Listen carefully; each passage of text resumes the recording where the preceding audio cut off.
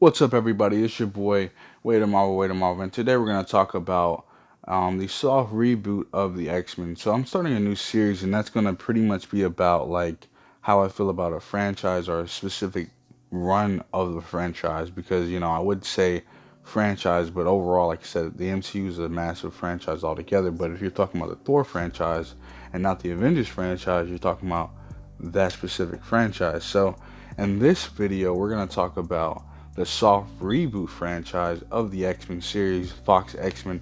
Yeah, I know people hate the Fox X-Men. People love to hate the Fox X-Men. I I think I've spoken on this before, but I do like the Fox X-Men. I do not like certain variations in certain ways that they treat certain characters, but overall, this is a series, and I'll say this over and over. This is a series that started in 2000s. 2000 was not a period in time where people cared about superhero films the way they do now. Now Hollywood is relying on superhero films, whereas before they were jokes, they were laughable. You couldn't wear your costume in the year 2000. You just couldn't do that. So I don't blame Fox for carrying on out the rest of their line of films and even the soft reboot. I don't blame them for doing that. But of course, when the soft reboot came out, there could have been a time for change, and that would have been the best possible way. But overall, they're like, oh my God, we have fucking Wolverine. We have Hugh Jackman Wolverine. What do we do with him? That guy's a fucking moneymaker. And he pretty much stole the series from the original, or really the main cast of X-Men characters, which is not to say that Wolverine's not a main character or a member of the X-Men, because he is. But at the end of the day, you have Cyclops, you have Phoenix, you have Storm, you have those characters like that. You have those characters, and they don't really shine that much. They're pretty much B characters, side characters to Wolverine films, but I do not feel that way about those films. For instance, X-Men 2. Damn, shit. I guess I'd be in a big contradiction, because overall X-Men 2 is about his flaws and stuff like that, and what he can do, and how he has to leave the group, and how he wants to go and experience and understand and determine what his fucking past was and define himself. And then X-Men 1 is about X-Men 1 is pretty much an X-Men film. That's the one I really love, so I'm gonna say X-Men 1 is okay. X-Men 3 is trash, and that's where we're at right now. I'm gonna start this off with a soft reboot, and you know, the soft reboot and Dark Phoenix specifically. Dark Phoenix just released, and I saw it, and I didn't think it was the worst film of all time. I don't think it's a bad movie. It's just not a good one. It's an okay film. It's entertaining, and overall, it's not really a film to me. I keep saying movie because it's a movie. It's entertaining. It's an entertaining piece of clips. So, but it's not a film. The filmmaking process is very trash and horrendous as far as that show goes. And I remember sitting in the theater of Dark Phoenix and watching it start to finish, and I thought to myself the whole entire time, man, this is a big, expensive ass music video. This is a fucking music video. This music video is fucking awesome though. Um, there's a lot of music going on here. And they brought back Hans Zimmer, but like I said before, and I'll say it again, you need to know when to use Hans Zimmer. Hans Zimmer doesn't belong on every soundtrack, and he did stop making superhero film soundtracks to do other projects. But overall, I think that he should pretty much stay away if it's not something serious next. He needs to do something that has Christopher Nolan type level of writing and directing, because I just do not want to see him in another shit form or shit storm of a film, of a movie. Um, because this film is definitely a music video, and his music supports that. His music is the saving grace of this entire project, and overall, you just listen to the music, and you're like, man, what the fuck am I doing here? And it's interesting, but it's like, man, why did they use Hans Zimmer like that? And I think Hans Zimmer, he's not at this, he's in his prime, but he's pretty much slacking, because he keeps taking these projects. I know you gotta get that money, you gotta get that exposure. Don't blame him, of course not.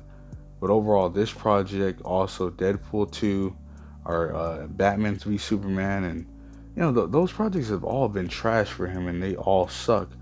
Those, of course, are because of more so he has had on or brought on extra people to write or do stuff with him, as far as like Junkie XL. But with this project, I believe it's just solely him, and it's fucking trash because you're watching the film and you're saying to yourself, man, this film's not interesting enough to have your likes, you know? And like I said before, the film's not good. The film's not bad either. It's okay. It's just an interesting piece of shit that is remade. And it's why would anybody, why would any producer, why would any studio greenlight a film or remake of an already trash film? I just don't understand why a company would actually allow that. And moving on with it, I just think that the Bari Empire and all that shit was just trash, and they just didn't want to say the Shi'ar Empire because they knew it would just be under fire. But you already made a shit film, just own up to it. And I think that they ruined the notion of a scroll invasion because they did that in their film. And I'm not saying they can't do it. They can do it, of course. I mean, the scroll invasion, if the MCU does pick it up, will happen later down the line. And then as far as anything else that goes on with that film, shit. I really like the visual effects. I really like the light show that they give you in the end of the film. But other than that, and then also seeing Professor X at his vulnerability, I think that was something that was good in that film. But overall, the best thing about this film, the best scene in that film, was definitely seeing Dazzler for the first time. I love that scene. I would pay to see the film again just to see Dazzler. As far as the other X-Men films, like I said before, X-Men First Class is really good, but it's not the actual First Class, so I could see people saying this and that, but overall, I mean, they're all adaptations, and you kind of have to take that in, and I don't really expect them to, go back and change that, because overall, this is a series that was created in 2000, whereas the MCU was created, and they pretty much had Marvel Studios behind them, and the parent company or their money, Disney's money behind them. Of course, that came with restrictions, so I felt like that should have been, and whatever they do in the MCU should be pretty much mainstream, should be pretty much 616, whereas they don't do that, and it looks like a fucking cop-out, it looks ridiculous, whereas Fox, they didn't have that. They, you had these restrictions, you had to do this, you had to be more adult about it, and it's not to say that the X-Men aren't adult characters, because they definitely are, that's a serious group. Whereas the Foxes, they didn't feel like they could do or use those types of allegories and stuff like that. And I don't know. I mean, I just think that First Class is not the worst X-Men film. It's not a trash X-Men film. It's pretty decent. The storytelling is decent. The directing is decent. The acting is great. The storytelling is decent though, So, and as far as the other films, what else is there? Days of Future Past is great. It's fucking great. It's phenomenal.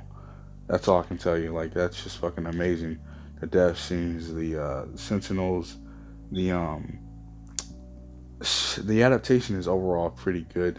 Kitty Pryde is actually used, not used correctly. Of course, a lot of those characters aren't used correctly. Wolverine should be dead, but overall, it's still a good film.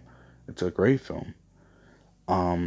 But of course, that leaves us with the real shit show, the real disaster, the real worst X-Men film of all time, which is definitely Apocalypse shit.